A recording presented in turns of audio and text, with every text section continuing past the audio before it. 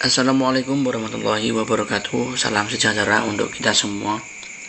Perkenalkan, nama saya Saifullah dengan NIM 2022122082. Dalam kesempatan yang baik ini, saya akan menjelaskan tentang manajemen strategi.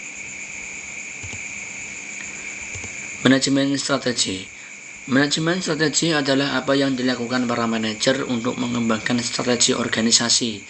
Strategi sendiri adalah rencana tentang bagaimana organisasi akan melakukan apapun yang harus dilakukan dalam bisnis, bagaimana organisasi tersebut akan menang bersaing, dan bagaimana organisasi akan menarik serta memuaskan para pelanggannya untuk mencapai tujuannya.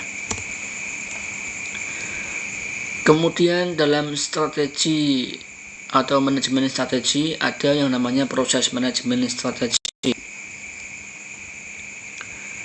Ada 6 langkah dalam proses manajemen strategik. Yang pertama, identifikasi misi, tujuan, dan strategi saat ini. Kedua, pelaksanaan analisis eksternal. Ketiga, pelaksanaan analisis internal. Keempat, pemformulasian strategi. Kelima, pengimplementasian strategi. Dan yang keenam yaitu pengevaluasian strategi. Kemudian ada juga yang namanya strategi korporat. Strategi korporat adalah strategi yang disusun dalam suatu bisnis ketika perusahaan akan bersaing dengan cara mengubah defensive competence menjadi competitive advantage. Dengan strategi pertumbuhan, organisasi memperluas jumlah pasar yang dilayani atau produk yang ditawarkan, baik melalui bisnis yang sudah ada saat ini ataupun bisnis yang baru. Kemudian ada juga yang namanya strategi kompetitif. Ada 3 hal yang menyebabkan strategi kompetitif ini sangat penting. Yang pertama yaitu menggambarkan peran keunggulan kompetitif. Keunggulan kompetitif perusahaan merupakan dasar untuk memilih bisnis yang tepat atau strategi kompetitif yang sangat tepat. Kemudian kedua yaitu menjelaskan 5 model kekuatan Porter. Nah, 5 model kekuatan Porter ini menilai 5 kekuatan kompetitif yang mendikte peraturan persaingan dalam waktu industri. Di antaranya adalah ancaman pendatang baru, ancaman produk pengganti, daya tawar pembeli, daya tawar pemasok, dan rivalitas saat ini.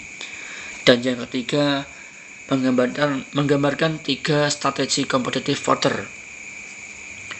3 strategi itu yaitu adalah kepemimpinan biaya atau bersaing atas dasar memiliki biaya terendah dalam industri. Kemudian yang kedua yaitu diferensiasi atau persaingan atas dasar memiliki produk yang unik yang dimiliki secara luas oleh pelanggan. Dan yang ketiga yaitu adalah fokus atau bersaing dalam segmen yang sempit, baik dengan keunggulan biaya maupun keunggulan diferensiasi.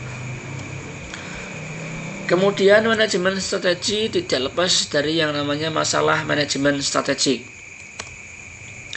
Dan para manajer diwajibkan atau dituntut untuk memiliki fleksibilitas strategik, yaitu kapabilitas untuk menyadari perubahan lingkungan eksternal yang utama, karena manajer sering menghadapi lingkungan yang sangat tidak pasti.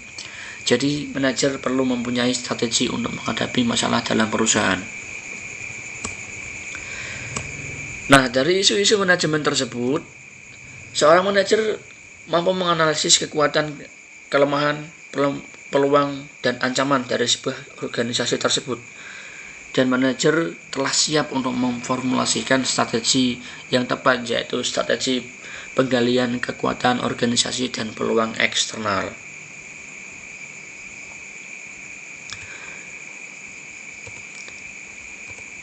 Ketika kita ambil contoh yaitu semisal perusahaan berukuran besar cocok menggunakan strategi kompetitif. Karena apa? Karena memberikan keunggulan kompetitif pada perusahaan yang mempunyai banyak alternatif ketika mengambil keputusan strategis. Kemudian untuk perusahaan berukuran kecil itu cocok menggunakan strategi korporasi karena dengan keunggulan yang dapat menspesifikasikan bisnis dan juga dapat melakukan apapun yang ingin dilakukan oleh perusahaan. Kemudian ada juga perusahaan nirlaba. Itu cocok menggunakan strategi pertumbuhan. Karena apa? Karena strategi pertumbuhan mempunyai keunggulan, yaitu digunakan sebuah organisasi yang ingin mengembangkan jumlah pasar yang dilayani atau produk yang ingin ditawarkan kepada konsumen. Dan juga ada yaitu perusahaan global. Ini biasanya menggunakan strategi inovasi, karena strategi inovasi ini mempunyai keunggulan yaitu mencerminkan filosofi inovasi organisasi dan juga pengendalian terhadap sumber daya yang langka dan membuat para pesaing itu tidak dapat mengaksesnya. Itu adalah beberapa contoh isu-isu manajemen atau manajer yang mampu menganalisis kekuatan, kelemahan, peluang, dan ancaman dari sebuah organisasi-organisasi yang ada di dunia maupun di Indonesia maupun di dunia. Dan mungkin cukup sekian penjelasan saya mengenai manajemen strategi. Kurang lebihnya mohon maaf. Wassalamualaikum warahmatullahi wabarakatuh.